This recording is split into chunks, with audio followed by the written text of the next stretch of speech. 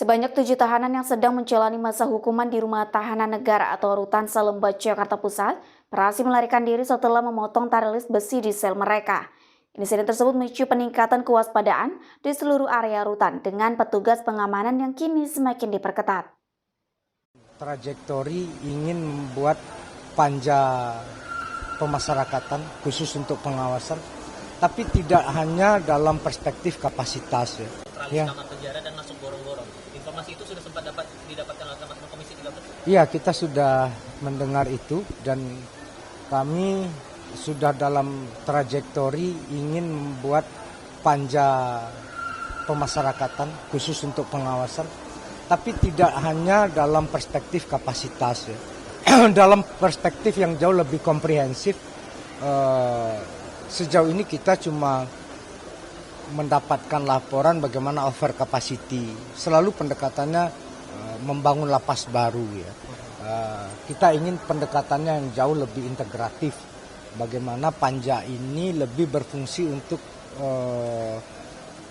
melihat dan berkoordinasi tentunya, karena Komisi 13 ini kan basisnya adalah reformasi hukum, di mana kita tidak mengenal sanksi di luar sanksi penjara ya. Kalau kita lihat di luar negeri itu ada sanksi ya, bersih-bersih taman, bersih-bersih rumah ibadah ya, sosial sanksi itu ada. Di kita enggak. Kita melihat bagaimana tren dunia hari ini, lapasnya pada sepi ya. Bahkan beberapa lapas itu disewakan karena tidak ada penghuninya.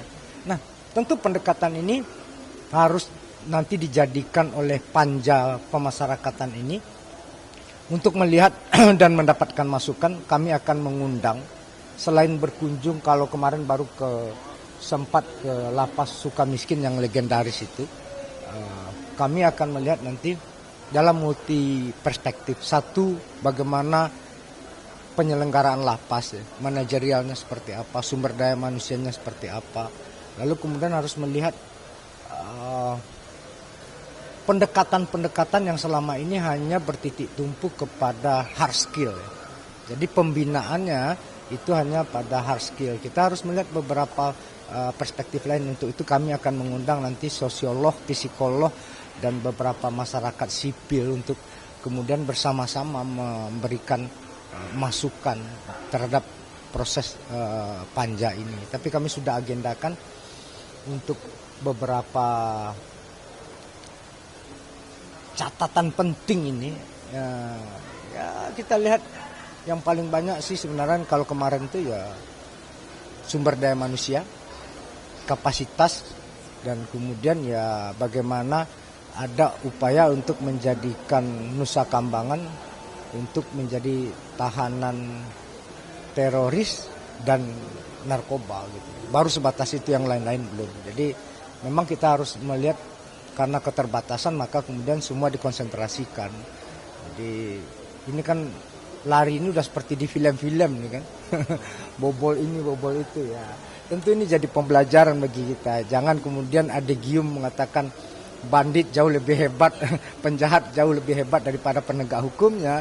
Nah, itu tanggung jawab kami juga bagaimana untuk kemudian menyelesaikan ini secara regulatif dan secara pengawasan, sehingga kemudian teman-teman. Ikuti terus berita menarik dan terupdate lainnya dengan cara like dan share di seluruh akun BITV. Saya Putri Puritasari pamit undur diri dari hadapan Anda. Terima kasih dan sampai jumpa.